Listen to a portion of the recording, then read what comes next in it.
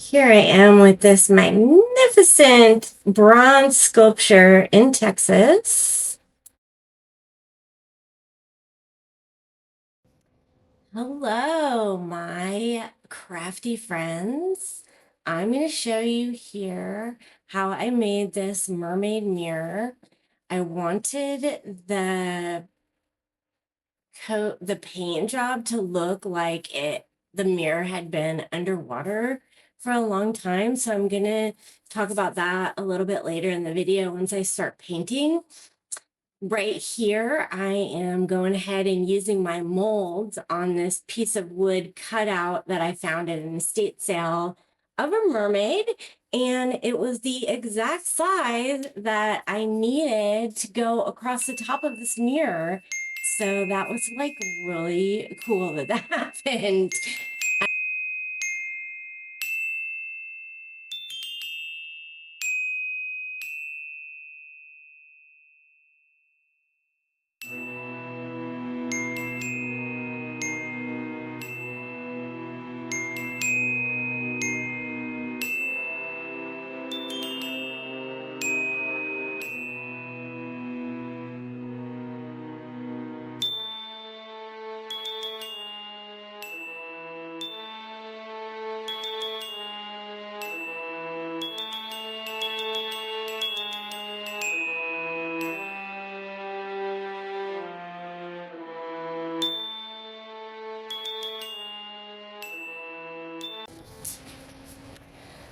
So I used the golden paints to make washes on the top of the clay molds. This gives me a nice translucent layer that I'm gonna go over once I put a layer down. I have these certain colors, which I'll put in the title description so you know which ones they are. And these really make your piece look kind of rusty or like it's been underwater. And that was the look that I was going for with this mermaid. So I add water to all these and get them so they're kind of a clear, translucent wash that I wash over. So this is the first layer.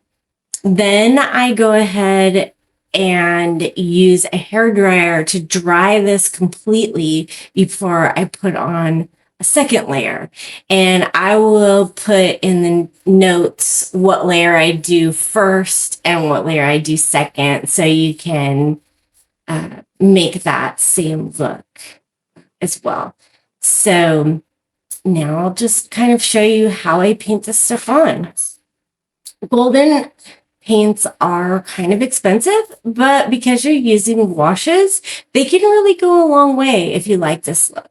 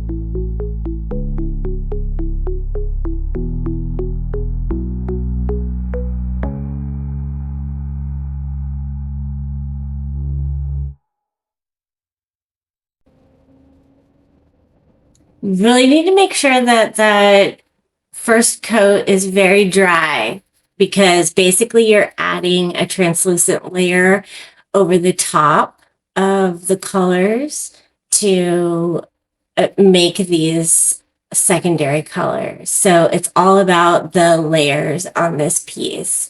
And then I also have gone in with some darker paint to kind of fill in some different areas around to accentuate the look of the, that kind of tiled look.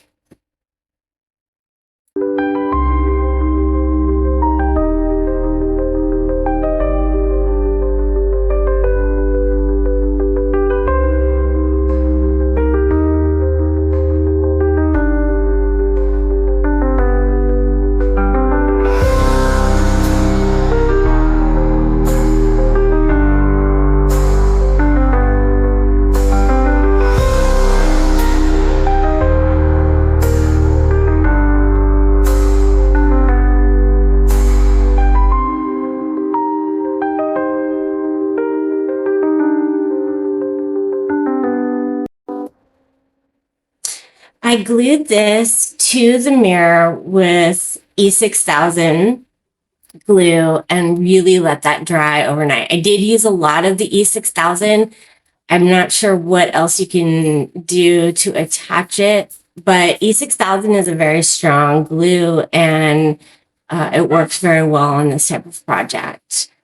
And as you can see, I pulled out my clay again, and now I'm going to go ahead and make a really beautiful ornate border around the edge of the frame, which is really nice because ornate frames are very expensive. So if you've just found kind of a very plain frame, you can turn it into something very beautiful and ornate. And here again, I am going ahead and adding cornstarch to my mold because that helps release the air dry clay when I put it in there. And then I go ahead and press the clay into these molds and kind of flatten it out. I have a lot of these little flower molds, so I'm basically kind of making mosaic tiles as I go along for this project, piece by piece. I mean, it does take some time, but oh my gosh, the result is really, really pretty.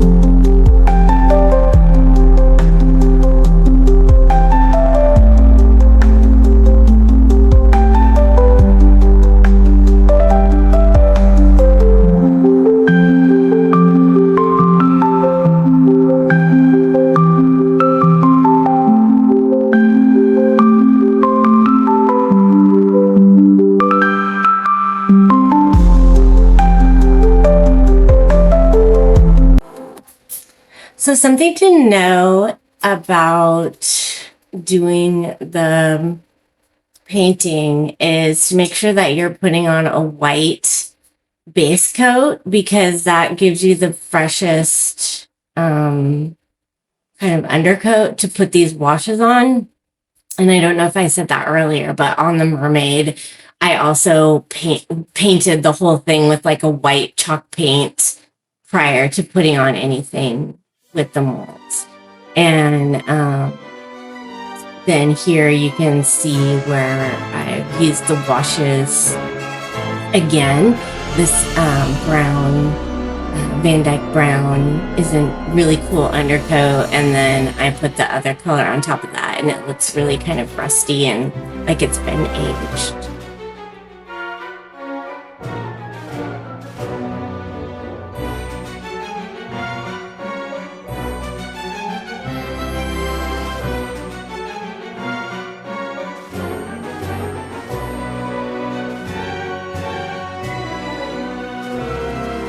This paint, and I went ahead and put some baking soda in it because I wanted the surface to look really rustic. So putting about, that's about how much paint is in there. It's like a half of a jar, and it's a little bit dry too, but I don't know that that makes that much of a difference. But you can go ahead and get your baking soda and put a couple tablespoons in there and mix it, and it just gets really, really thick and kind of salty, and it makes a nice texture for you to put on this to make it look aged and old. And as you can see here, I'm being a true artist by just sort of dumping some in there, but I will tell you it was probably about a couple of tablespoons. So if you want to be a little bit more accurate. So now this is where I do a lot of blending, and I'm going to put the darker color around the edges, and I probably will, I think I went ahead and painted some of the darker blue on that copper to get kind of a base coat down. And now you're going to see me mixing and layering many colors and blending many colors to make this blue kind of several different colors. But I do keep the edges where I want it to be a little bit darker, that darker color, because that tends to look like that's been aged and weathered when you keep the darker color along the edge. And then you kind of go ahead and mix some of the colors in the middle. And I'll also have those colors listed in the description. I did get a pack of chalk paints off of Amazon, and then some of the chalk paints I also got over at Michael's craft store. So there's a couple different brands, but I think anything that's chalk paint, you can just go ahead and buy that's already pre-mixed if you want. If you're mixing your own, you're just going to add a couple of tablespoons of plaster of Paris into some hot water in a cup, and then pour that into your regular acrylic paint. I mean, I think it's always easiest to go ahead and get something pre-mixed, but not everybody can afford that. So, a lot of times I have oops paints or cheap paints that I've gotten at Home Depot for like a couple bucks. And you can always go ahead and add plaster Paris to that to make it a chalk paint if you need the savings.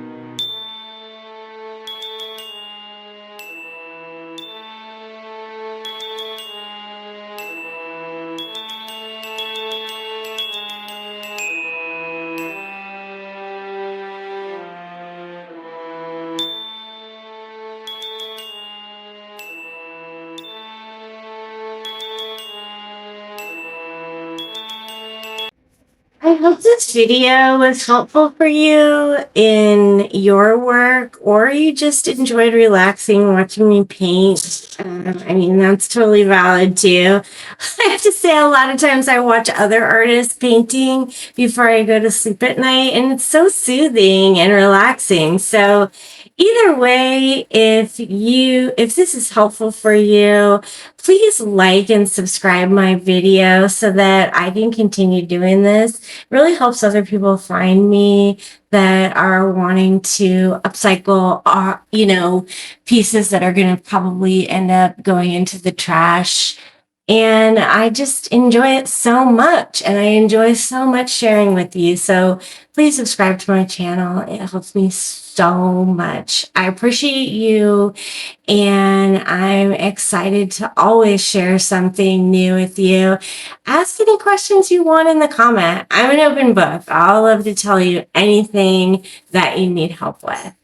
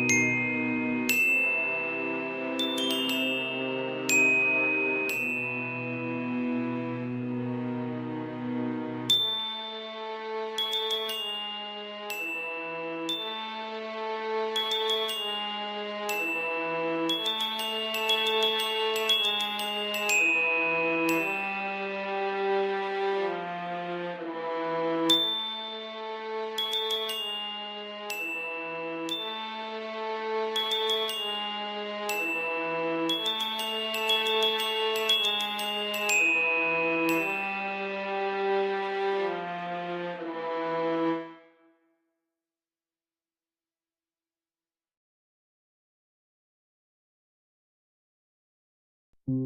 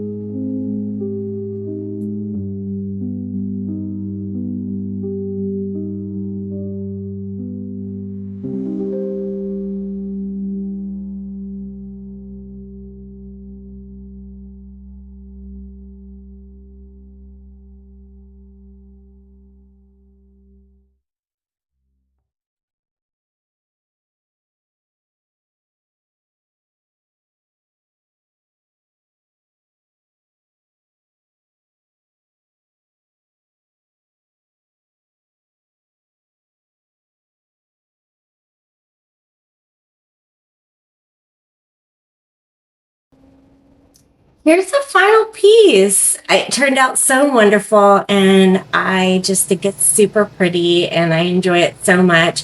I do have it up for sale on Marketplace if you're in Texas, and otherwise, it's way too heavy to ship. So hopefully you can make your own creations with this and learn how to make things look like they've been in the salty sea for a long, long time.